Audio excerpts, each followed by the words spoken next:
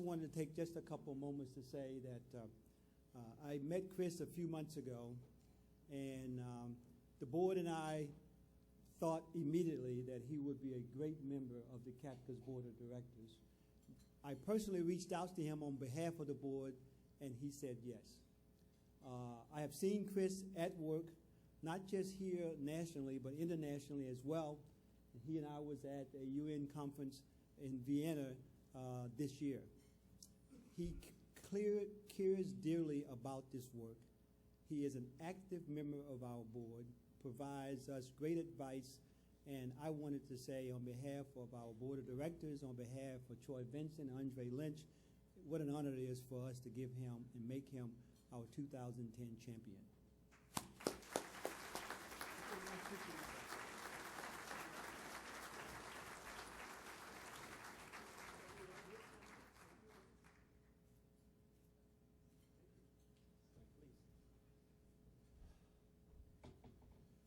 Thank you. I rushed up here. That's how badly I wanted this award, as you can see.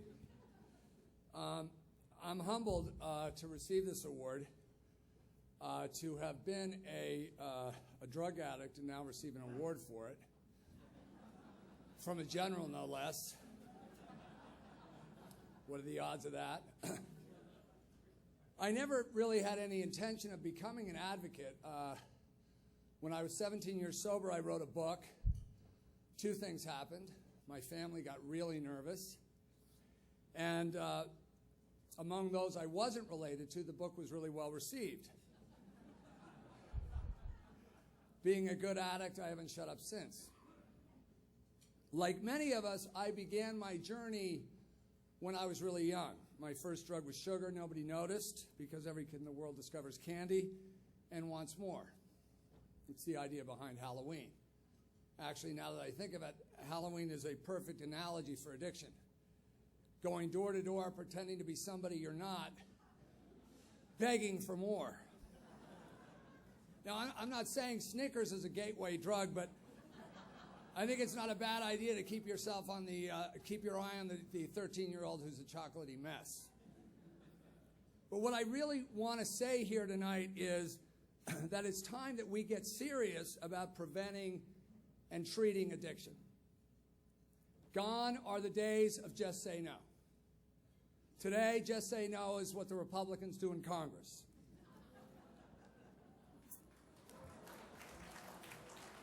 Only joking. I know we're nonpartisan here. I know. I have a lot of Republican friends.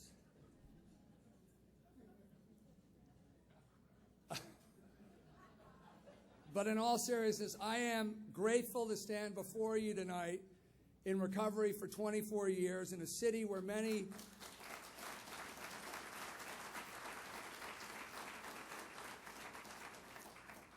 of my family members work tirelessly on the issues that matter to them. My Uncle Teddy was my hero.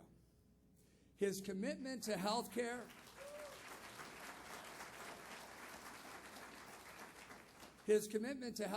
inspired me early in my life and plays a big part in why I do what I do today. It is because of my Uncle Teddy, my cousin Patrick Kennedy, who was supposed to be here tonight but got a better offer, along with Jim Ramstad, Paul Wellstone, and others, that mental health and addiction parity was finally realized.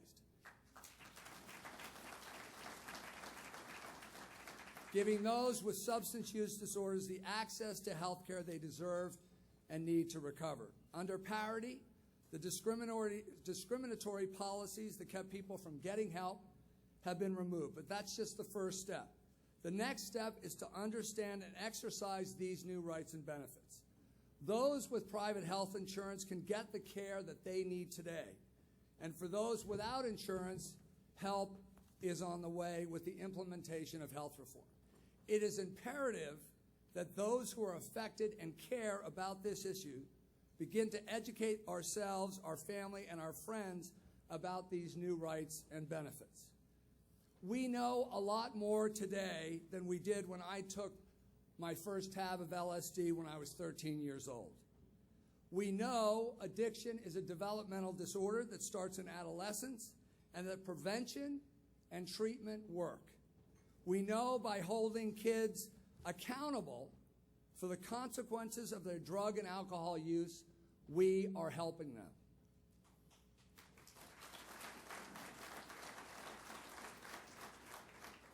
I know from personal experience how destructive denial and enabling behavior can be. I know the cost of squandered opportunity and the challenge of getting your life back at 30. Today, I have 4 kids who only know me as a father in recovery.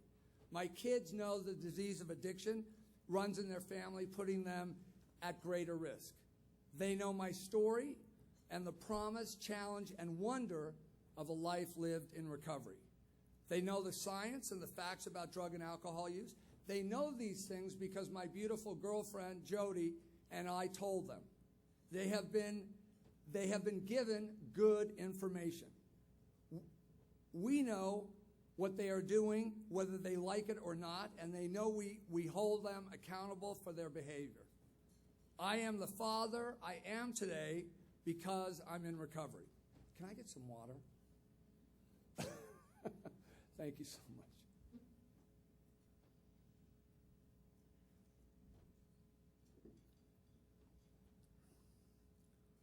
I am an example to my children that it is possible to overcome adversity and realize your dreams in spite of that adversity.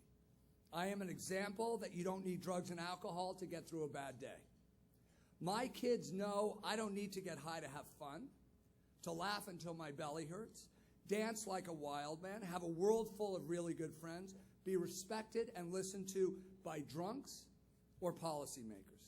My children know it is possible to find the courage to show up on a movie set, to shoot a scene with Anthony Hopkins, write your first book when you don't even know how to type, and give a policy speech at the United Nations and change profoundly who I am in my 30s, 40s, and 50s. Everyone in this room understands the enormity of this problem.